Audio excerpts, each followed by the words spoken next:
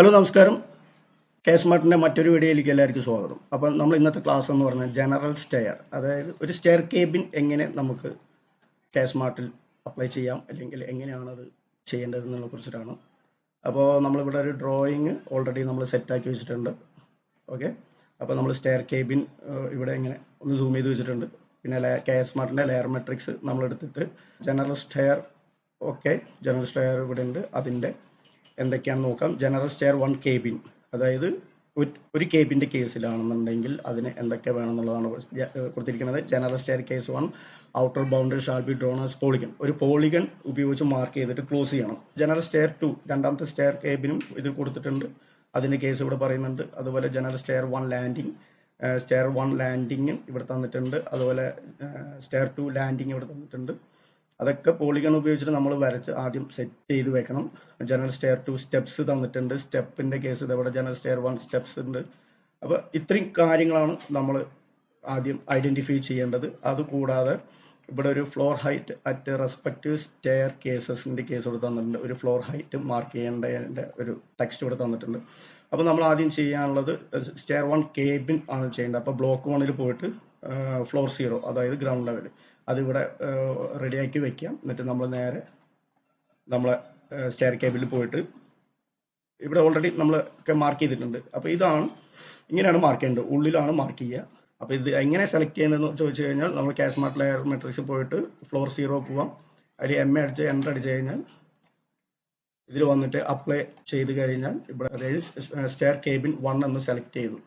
അടുത്ത സ്റ്റെപ്പ് എന്താ നോക്കാം. സ്റ്റെയർ 2 കേബിൻ ഉണ്ട്, 2 കേബിൻ ഉണ്ടെങ്കിൽ അതും സെലക്ട് ചെയ്യുന്നതാണ്. സ്റ്റെയർ 1 ലാൻഡിങ്, അടുത്ത കേസ് ജനറൽ സ്റ്റെയർ 1 ലാൻഡിങ് ആണ്. അപ്പോൾ ലാൻഡിങ് നമ്മൾ ആദ്യം എന്ത് ചെയ്യണം, ഇവിടെ മാർക്ക് ചെയ്ത് വെക്കണം. അപ്പോൾ നമ്മൾ എന്ത് ചെയ്യണം, ഇതിന് ആദ്യം ഒന്ന് ഹൈഡ് ചെയ്ത് വെക്കുക. ഇതിൻ്റെ താഴത്തായിട്ടാണ് ലാൻഡിങ് ഉള്ളത്. അപ്പോൾ ഇതിൻ്റെ വീതി നീളമൊക്കെ നിങ്ങൾക്ക് അറിയാവുന്നതാണ്. 1.70 ആയിരിക്കണം ഇതിൻ്റെ ലാൻഡിങ്ങിൻ്റെ വീതി. അതുപോലെ സ്റ്റെപ്പിൻ്റെ വീതി എന്ന് പറയുന്നത് 1.20 ആയിരിക്കണം. അപ്പോൾ രണ്ട് സൈഡും കൂടി ഞാൻ 2.50, ഒരു സ്റ്റെയർ കേബിൻ്റെ ഉള്ളെന്ന് പറയുന്നത് 2.50 മിനിമം ഉണ്ടായിരിക്കണം. അപ്പോൾ നമ്മൾ ലാൻഡിംഗ് ആണ് മാർക്ക് ചെയ്യാൻ പോകുന്നത്. അപ്പോൾ ലെയർ മെട്രിക്സ് പോയിട്ട് നമ്മൾ സ്റ്റെയർ 1 ലാൻഡിങ്ങിൻ്റെ കേസിൽ ബ്ലോക്ക് 1 എടുക്കുക. അതിൽ ഈ -1 എന്നൊക്കെ പറയുന്നത് ഫ്ലോർ 0ൻ്റെ താഴത്തുള്ള ഇതാണ്. അപ്പോൾ ആ ഒരു കേസൊക്കെ ആണെന്നുണ്ടെങ്കിൽ നിങ്ങൾക്ക് ഇത് മാർക്ക് ചെയ്യാവുന്നതാണ്. ഇത് നമുക്കിപ്പോൾ വേണ്ടത് ഫ്ലോർ 0 ഗ്രൗണ്ട് ലെവലാണ്.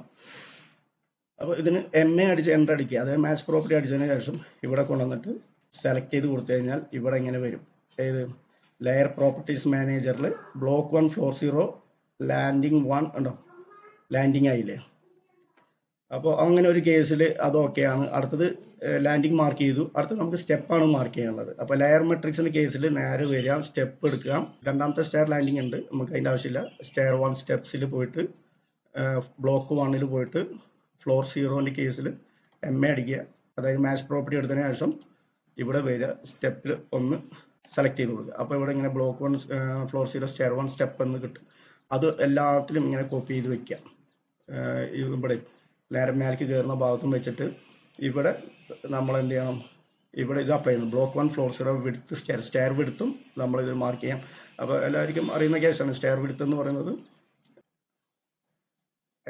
എക്സിറ്റ് വിഡ്ത്തിലാണ് അതുണ്ടാവുക. എക്സിറ്റ് വിഡ്ത്ത് എടുത്തു കഴിഞ്ഞാൽ എക്സിറ്റ് വിഡ്ത്ത് ഡോർ ഉണ്ടെങ്കിൽ അത് അപ്ലൈ ചെയ്ത് കൊടുക്കാം. എക്സിറ്റ് വിഡ്ത്ത് സ്റ്റെയർ ഉണ്ട്, അപ്പോൾ അതിൽ പോയിട്ട് ബ്ലോക്ക് 1 0 ഫ്ലോർ 0 പോയിട്ട് അപ്ലൈ ചെയ്ത് കൊടുക്കണം. എന്നാൽ മാത്രമാണ് അത് പാസ്സാവുള്ളൂ. അപ്പോൾ ഇതിൻ്റെ കേസ് മറക്കരുത്.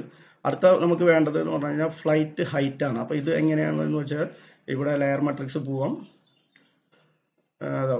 Floor heights at respective stair cases. അപ്പോൾ ഈ ഒരു സാധനം നമ്മൾ നേരെ ഫ്ലോർ ഹൈറ്റ് മീറ്റർ ഇസിക്കൽ ടു XSX കൊടുത്തിട്ടുണ്ട്. ഈ സാധനം നമ്മൾ നേരെ എടുത്തിട്ട് നമ്മളെ ഡ്രോയിങ്ങിൽ കൊണ്ടുവന്ന് വെക്കാം. എന്നിട്ട് അതിൽ എത്രയാണോ ഹൈറ്റ്, അതായത് സെക്ഷൻ എടുക്കുക. സെക്ഷൻ എടുത്തിട്ട് നമ്മൾ കറക്റ്റായിട്ട് നമ്മൾ വരയ്ക്കണം. ഈ ട്രെഡും റൈസറും കറക്റ്റ് ആയിരിക്കണം. അപ്പോൾ ഞാനൊന്ന് അതിൻ്റെ ഡയമെൻഷൻ ഒന്ന് ചെക്ക് ചെയ്യാം. ഉണ്ടോ, 0.15 അതിൻ്റെ റൈസർ 0.15, അതിൻ്റെ ട്രെഡ് എന്ന് പറയുന്നത് 0.3 ആയിരിക്കണം. അപ്പോൾ ഇത് കറക്റ്റ് ആയിരിക്കണം ഈ സ്റ്റെപ്പ്.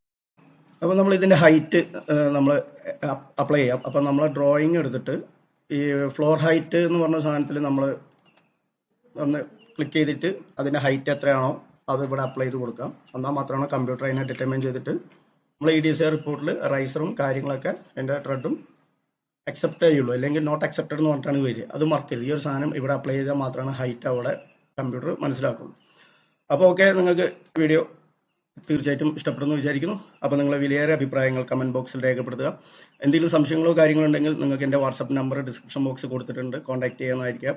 അതുപോലെ നിങ്ങൾക്ക് ഡ്രോയിങ്ങോ കാര്യങ്ങളോ എന്തെങ്കിലും എററോ കാര്യങ്ങൾ വരികയാണെന്നുണ്ടെങ്കിൽ എന്നെ കോൺടാക്ട് ചെയ്യാം. ചെറിയൊരു ഫീസ് ഇളവിൽ നമ്മളത് ചെയ്തു കൊടുക്കുന്നതായിരിക്കും.